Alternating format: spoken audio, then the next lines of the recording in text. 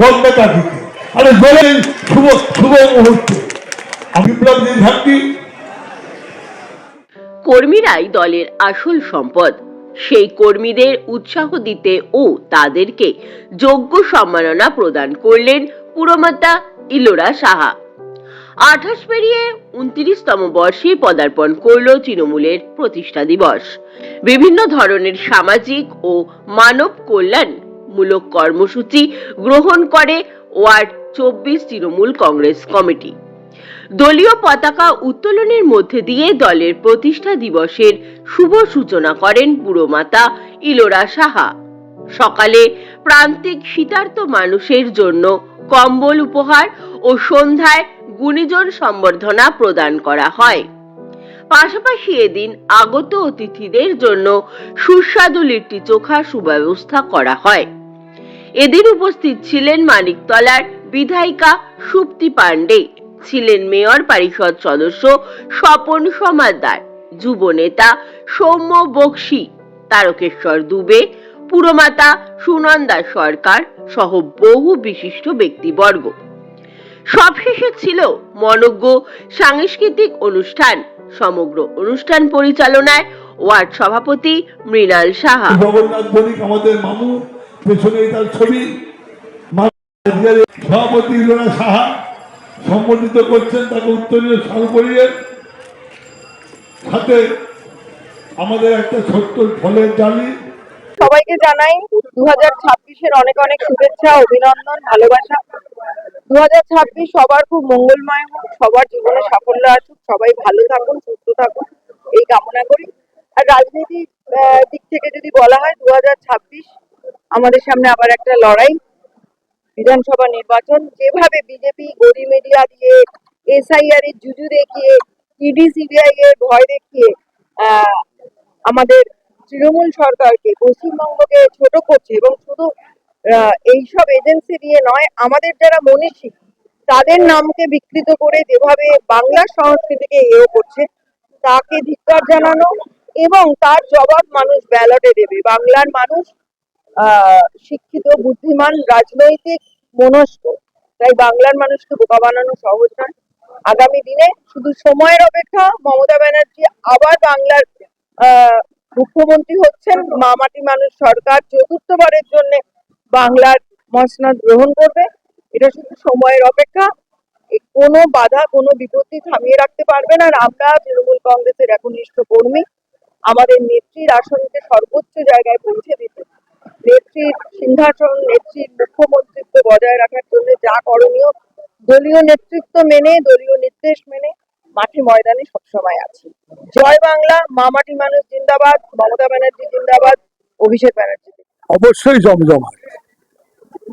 এই কারণে জমজমাট যে আজকের দিনটা একটা আমরা যারা রাজনীতি করি এবং যাদের সঙ্গে আমরা যেটা সোশ্যাল ওয়ার্ক করি, আজকে দুটো মিলেমিশে আসা যায়।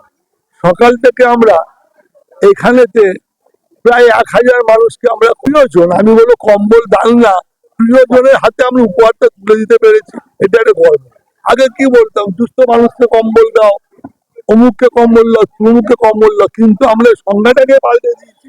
আমরা প্রিয়জনের হাতে আজকের এই শীতের মধ্যে আমরা আমাদের বস্ত্রটা তুলে। সাথে সাথে আমরা দুর্গাপুজো করি। দুর্গাপুজোটা আপনি বলতে পারেন যে 1 জানুয়ারি আজকের থেকে আমাদের দুর্গাপুজোর শুভ সূচনা আমরা করে দিলাম। অক্টোবর মাসের শেষে পুজো, কিন্তু শুধু আমরা পুজো না, পুজোর গণ্ডি ছাড়িয়ে যে মানুষকে নিয়ে চলা, মানুষের জন্য কাজ করা, আমরা আমাদের ক্ষুদ্র প্রচেষ্টার মধ্যে আমরা চেষ্টা করে যাচ্ছি। এবং আমাদের মানুষের এত যে মানুষের এখানে সমাগম, তার এটাই প্রমাণ করছে যে মানুষ আমাদের সাথে আছে, মানুষ আমাদের পাশে আছে। এবং এই সেই আশীর্বাদটাকে, সেই বিশ্বাসটাকে আমরা অটুট রেখে আগামী দিন আমাদের পথটাকে আরো এগিয়ে নিয়ে যাবো। চোখার তার মধ্যে অসীম সব মিলে আমি ইলোরাকে ধন্যবাদ দেব যে নতুন বছর এবার লিট্টির স্বাদে গন্ধে এগিয়ে চলবে।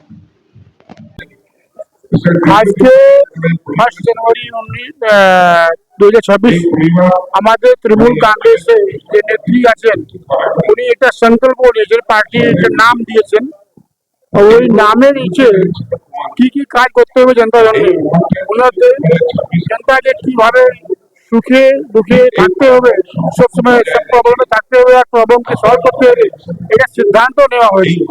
ওই আমাদের সেই মমতা ব্যানার্জির সিদ্ধান্তকে আজকে আমরা আবার রিপিট করে সিদ্ধান্ত নিচ্ছি যে 2026-এ যে আমাদের ইলেকশন হবে সেটা আমরা কিভাবে করব আর কিভাবে জনতার কাছে আমরা থাকবো, যেন কোনো জনতাকে কোনো কষ্ট না হয়, কোনো প্রবলেম না হয়, এইটাই আমাদের বিচার ব্যবস্থা সিদ্ধান্ত নেব নিষ্ঠা নেব। 24 নম্বর ওয়ার্ডে আমি দীর্ঘদিন ধরেই আসি, আর এটা খুব হোমলি অ্যাটমসফিয়ার, একদম ঘরোয়া পরিবেশে মৃণাল সাহা, ইলোরা সাহা সহকর্মীদের নিয়ে পাঁচের পল্লী দুর্গোৎসব কমিটির পক্ষ থেকে আজকের এই কর্মসূচি খুব ভালো উদ্যোগ। 2025 আমরা ছেড়ে দিয়েছি, 2026-এ পদার্পণ করেছি।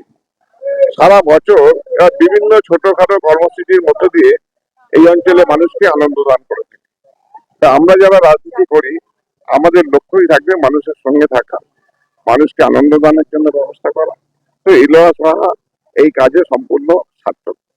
তো বাংলা সংস্কৃতি, এটাই বাংলার পরম্পরা, যেখানে বিভিন্ন ধর্মের মানুষ আছে, বিভিন্ন রাজ্যের মানুষ আছে, বিভিন্ন দেশেরও মানুষ আছে।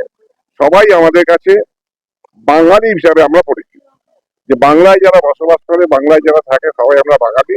এবং বাংলার সংস্কৃতি এটাই বলে যে ধর্ম আছে যার যার, উৎসবটা সবার। এখানে যেমন দুর্গাপুজো, কালী পুজো হয়, এখানে ঠিক সেইভাবে মহরম, ঈদ হয়, গুরু নানকের জন্মদিন হয়, যীশু খ্রিস্টের জন্মদিন পালন করি বড়দিনে। বিভিন্ন জায়গায় বৌদ্ধ ধর্মের অনুষ্ঠান হয়, সেখানে আমাদের বাংলার মাননীয় মুখ্যমন্ত্রী যেমন যায়, দেখুন আমরা বাংলার যারা মানুষ, সত্যিকারের যারা মানুষ, তারা প্রত্যেকেই একটা অংশগ্রহণ করে। শ্রী ঠাকুর রামকৃষ্ণ বলেছিলেন যত মত তত পথ। তো সেই জায়গায় দাঁড়িয়ে আমরা কিন্তু ধর্মটাকে কিভাবে ব্যবহার করি, নোংরা রাজনীতির স্বার্থে না। ধর্মটা লোকে ধারণ করে, ধর্মটা লোকে আনন্দের জন্য, সৎ পথে থাকার জন্য, উন্নয়নের জন্য, একটা একাগ্রতা, একতা, এটার জন্য কিন্তু ধর্ম কিন্তু বিভাজন শেখায় না। এখন কতিপয় কিছু রাজনীতি ব্যক্তিত্ব আছে যারা নোংরা রাজনীতি করে, যারা সমাজকে কলুষিত করে, তারা ধর্ম নিয়ে রাজনীতি করে, ধুলায় লঙ্ঘিত করছে। এটা তার সম্পূর্ণ, আমি তার প্রতিবাদ করছি।